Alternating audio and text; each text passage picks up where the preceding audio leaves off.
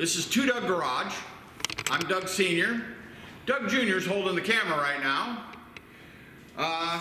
What we have here, this is referred to as a 9-bolt Camaro, 3rd gen Camaro rear end.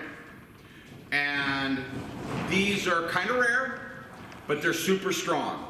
A lot of guys love running these. They run 400 and 500 horse against these all the time, where on any other 3rd and 4th gen Camaro, 800?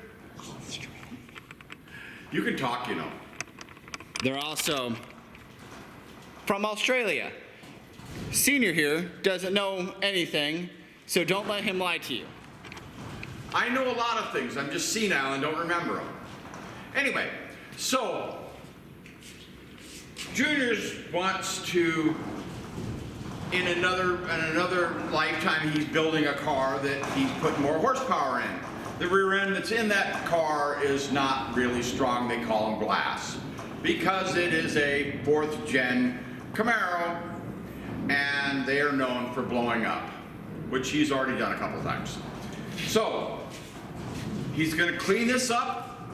This one we bought cheap. It's got 342 gears in it, posi. The axles on these don't use C-clips. They use pressed bearings, similar to like a Ford 9-inch. They use a cone style posi traction. They're really, really strong rear ends for the bang for the buck. And these are hard to find, but when you find one, these are cool. Now, 4th gen Camaro is 3 inches wider than this, but this will, according to Junior, mounts into his car, and you'll be seeing that later in the videos. He's going to use wheel spacers on it. He's going to put his 4th gen brakes on it, get rid of the 3rd gen brakes. Bimbos, yeah, Brimbos. What were those, Cadillac? You got those from, or that Camaro? Camaro, like 2014 Camaro brakes, which he's already converted the front to. So follow along with us. We're going to start the cleanup process today. We're going to weld the tubes in here. These tubes, you see the spot here? There's spots in here. That's where they weld these. They press them in and they weld them. So what we're going to do is we're going to go along and weld this, but you got to do it in stitching. You don't want to do it at one time. You got to let it cool. Heat will warp these. Junior may explain to you when he has his other rear end out how that actually happens. Hang on. Hey, BJ, do you know anything about these? No. Okay, got it. You didn't weld the last one all the way for gold. Got it. He did get the last one welded up in about, what, 15 minutes? Yep. Both sides? Laid in hot and heavy? Yep. It won't break. And that horseshoe shape, well, horseshoes and hand grenades. And that's what that rear end is now. All right.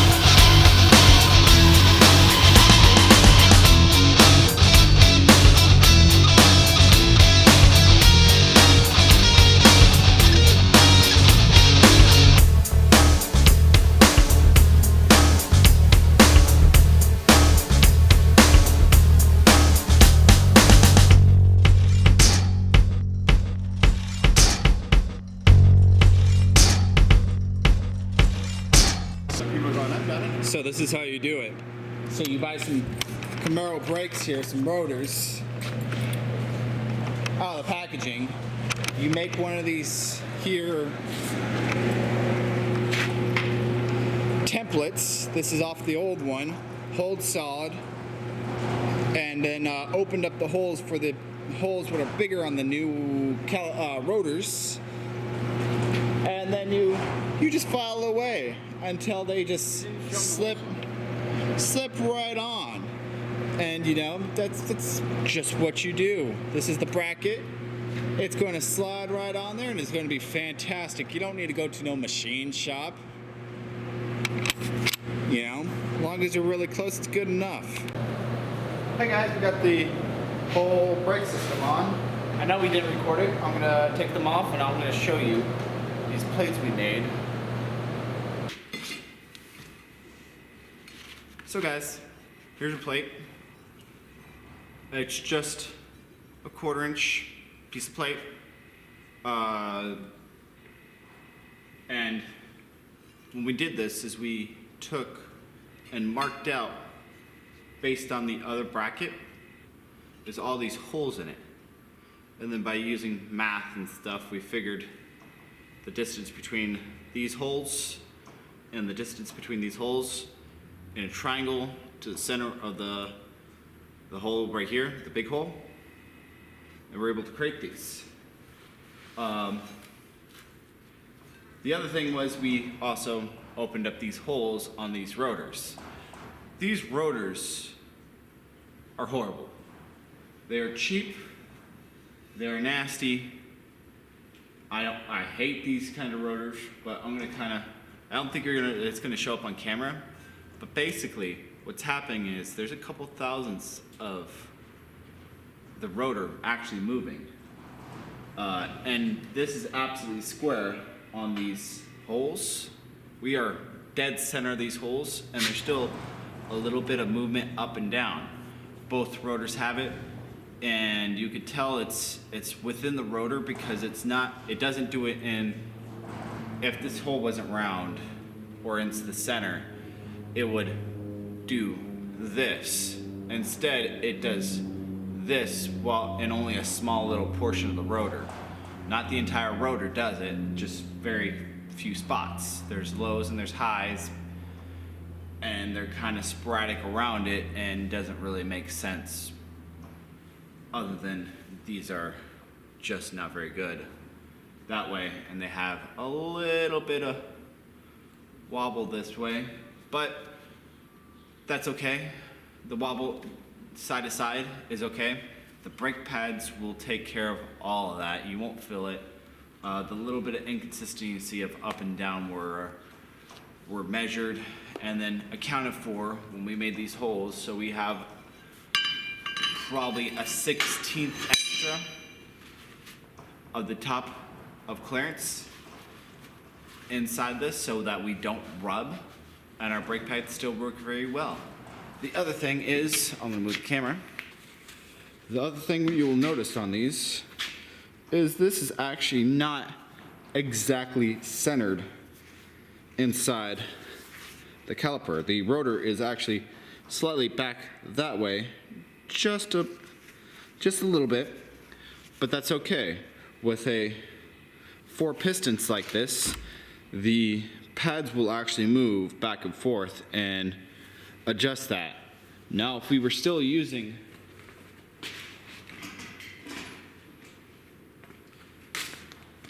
this older style, the single piston right here, where you guys see that this here moves, but this side here doesn't.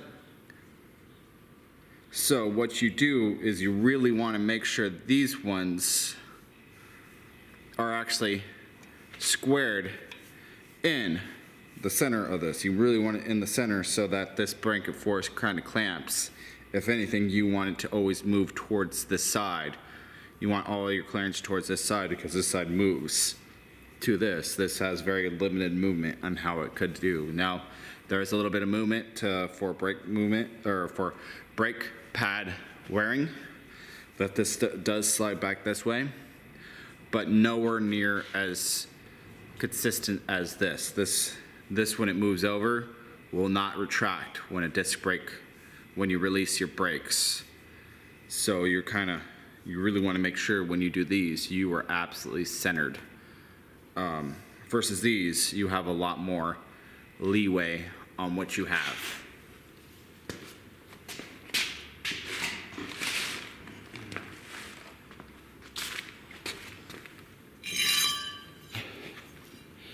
The other thing about these brackets you'll notice also is that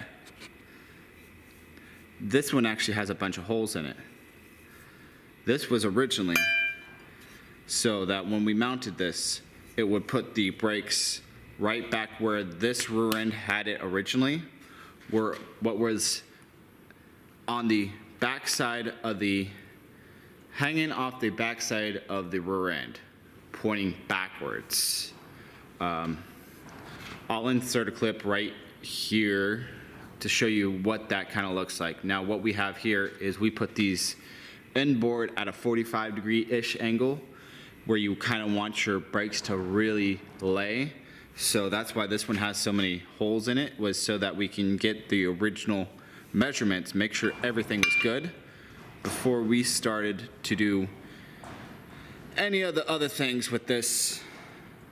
We wanted to make sure that all of our holes worked, and this was the time that you can adjust this. So say that you were a little bit tight on your rotor, you know, your rotor was touching your caliper a little bit here, this distance in here,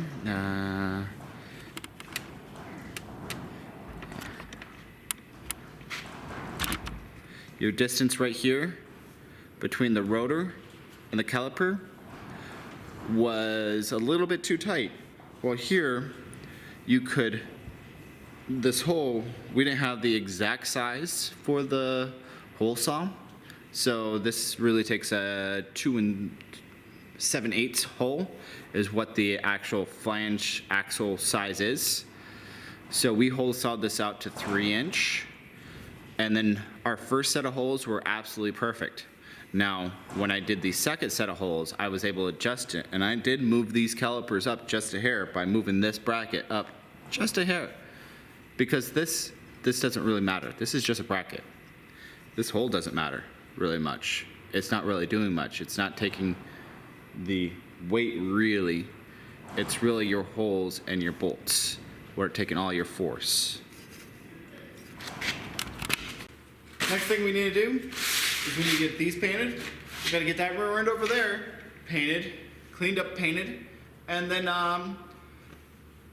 push out the studs on the axles as well. What don't take no time. And that rear end is done, ready to go in. Oh, and some brake lines, because I forgot about those.